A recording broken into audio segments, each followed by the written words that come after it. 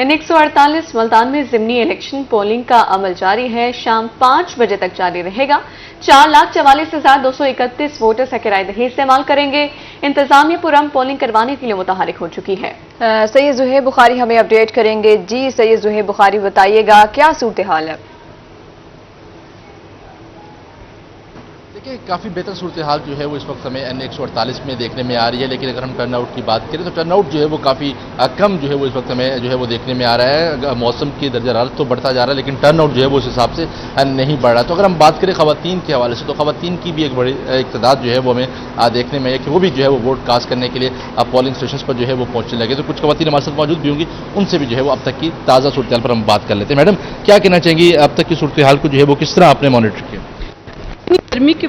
اتنی گرمی کے باوجود جو میں دیکھ رہی ہوں نتائج بہت حوصلہ افزا ہے. میں نے دیکھا ہے کہ ابھی میں پچھلے پولنگ کو جو وزٹ کر کے آئی ہوں، خواتین کی کثیر تعداد اس گرمی میں گھروں کو چھوڑ کے لائنوں میں لگی ہوئی ہے، اور میں دیکھ رہی ہوں کہ ماشاءاللہ سے پاکستان پیپلز پارٹی کو شام تک رزلٹس آپ کو بتائیں گے کہ ہم لیڈ کے ساتھ ون کریں گے انشاءاللہ. تو اب تک آپ نے کیا دیکھا، کیونکہ خواتین ابھی اس تعداد میں نہیں نکلیں جتنی تعداد میں نکلنی چاہیے تھی، کیونکہ 2 لاکھ سے زائد رجسٹرڈ خواتین یہاں پر موجود ہیں، تو ابھی تک خواتین کیوں نہیں نکلیں؟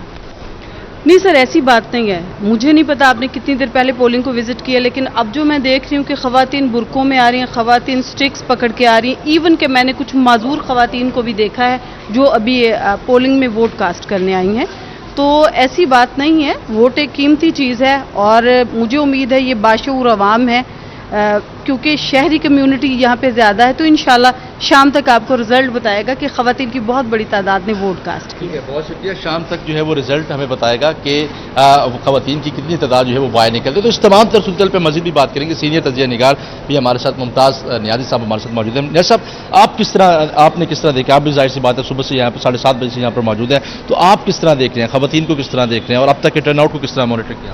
ہاں، یہ اس دفعہ ضمنی الیکشن میں کوئی عجیب سا ٹرینڈ نظر آیا. صبح جب ہم یہاں آئے تو صبح موسم بہت اچھا تھا، اور ہم یہ سمجھ رہے تھے کہ لوگ چونکہ یہ ایک ایسا پولنگ اسٹیشن ہے جو کمبائنڈ پولنگ اسٹیشن ہے، اور یہاں خواتین اور مرد دونوں جو ہے نا وہ ووٹ کاسٹ کرنے آتے ہیں. لیکن اس ٹھنڈے موسم میں نہ مرد نظر آئے نہ عورتیں نظر آئی. لیکن جو درجہ حرارت بڑھ رہا ہے، اب ٹرن آؤٹ بھی بڑھ رہا ہے. آپ دیکھ رہے ہیں کہ خواتین بھی آ رہی ہیں بڑی تعداد میں اور مرد بھی آ رہے ہیں. تو مجھے لگتا ہے کہ شام تک 5 بجے تک ووٹرز کی تعداد جو ضمنی الیکشن میں ہوتی ہے تقریباً اتنی ہو جائے گی.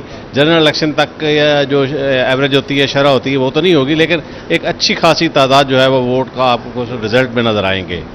نیازی صاحب، اس حلقے کی ایک خاص بات جو ہے وہ یہ رہی ہے کہ یہاں پر پارٹی کا ووٹ نہیں ہے، یہاں پر شخصیات کا ووٹ جو ہے وہ ہمیشہ سے دیکھنے میں، ہمیشہ سے بوسن اور گیلانی خاندان کا مقابلہ جو ہے وہ ہوتا ہے. تو اس بار آپ کس طرح دیکھ رہے ہیں کہ اب علی قاسم کے لیے کتنا امپورٹنٹ ہو گیا اپنے والد کی سیٹ کو بچانا؟ بالکل اس میں کوئی شک نہیں ہے کہ یہ الیکشن اور یہ حلقہ بہت زیادہ اہمیت کا حامل رہا ہے. آپ کو میں یاد دلاتا چلوں کہ اس حلقے سے میاں نواز شریف بھی الیکشن لڑ چکے ہیں یوسف رضا گیلانی کے مقابلے میں. اس میں یوسف رضا گیلانی نے انہیں شکست دی تھی اور وہ اسپیکر بنے تھے. اور اس کے علاوہ بوسن جو خاندان ہے، سکندر بوسن جو ہے وہ نون لیگ کی طرف سے، اور یوسف رضا گیلانی پیپلز پارٹی کی طرف سے لڑتے رہے ہیں. اس کے علاوہ بھی آپ یہ دیکھیں کہ اس ملتان میں گیلانی خاندان کی جو پولیٹکس ہے، ان کے 2 بیٹے موسیٰ گیلانی اور عبد القادر گیلانی وہ آلریڈی MNA بن چکے ہیں. اگر علی قاسم گیلانی یہ والا الیکشن جیتتے ہیں تو پاکستان کی سیاسی تاریخ میں ایک منفرد جو اور زبردست اعزاز حاصل ہوگا گیلانی خاندان کو کہ 3 بیٹے MNA اور باپ جو ہے وہ سینٹ کا چیئرمین، اور ایک بیٹا علی حیدر گیلانی وہ پنجاب اسمبلی کا ممبر.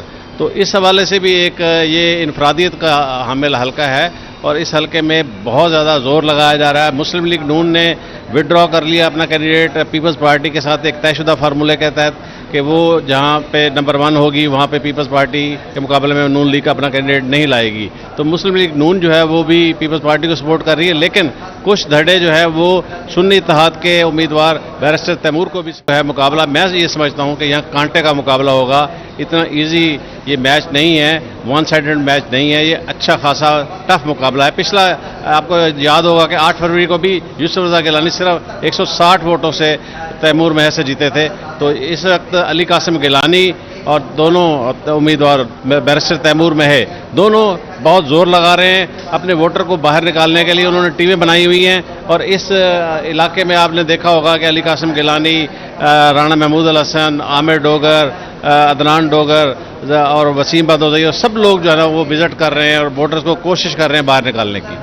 نیاز صاحب یہ بھی بتائیے گا کہ جہاں پر یہ لوگ ووٹ بھی مانگ رہے ہیں وہاں پر مسائل بھی ہیں جو کہ ان نمائندوں کے لیے چیلنجنگ ہے. گزشتہ 10 سال یہاں پر پیپلز پارٹی کا کوئی نام و نشان جو ہے وہ نہیں تھا.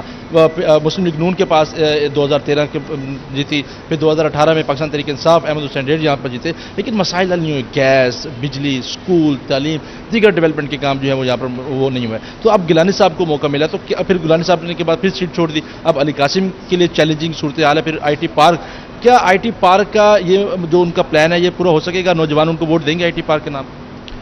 بالکل, میں یہ سمجھتا ہوں کہ ملتان اور اس خطے کے لیے اگر ڈیولپمنٹ کے حوالے سے اگر کوئی دیکھیں 2-4 نام تو اس میں گیلانی خاندان کا نام آتا ہے کہ انہوں نے اپنے دور وزارت عظمیٰ کے دور میں بہت اچھے کام کروائے یہاں پہ ملتان کے لیے, فلائی اوورز اور بریجز اور روڈز بنوائے.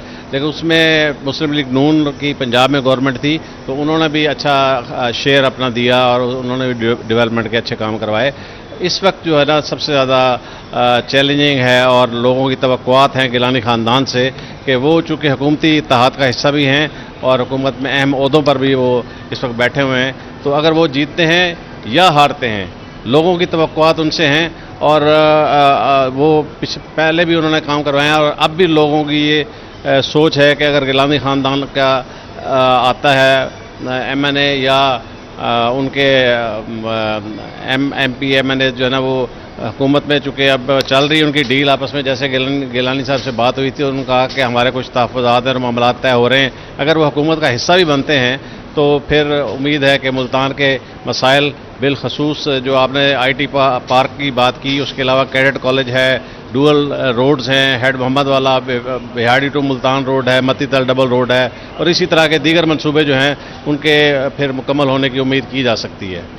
بہت شکریہ ممتاز نیازی صاحب, سینئر تجزیہ نگار ہمارے ساتھ موجود تھے اور بڑی تفصیلاً ہم نے جو ہے وہ حلقے کی ڈائنامکس پہ جو ہے وہ بات بھی کیا. تو اس وقت بھی ووٹرز کی آمد کا جو سلسلہ ہے وہ جاری ہے, جہاں پر ووٹر امیدوار جو ہیں وہ ووٹرز سے ووٹ مانگ رہے ہیں تو وہیں پر بھی جو مسائل ہیں وہ بھی عوامی نمائندوں کے لیے جو ہے وہ چیلنجنگ سے بنوائے. یہاں پر اگر میرا ارشد گل صاحب آپ کو مناظر دکھا سکے تو بزرگ جو لوگ ہیں وہ بھی جو ہے وہ یہاں پر پہنچ رہے ہیں اور وہ بھی جو ہے وہ یہاں پر بات چیت جو ہے ووٹ ڈالنے کے لیے جو ہے وہ آ رہے ہیں. تو کچھ اور ہم صحافیوں سے بھی جو ہے وہ اس حوالے سے بات کریں گے.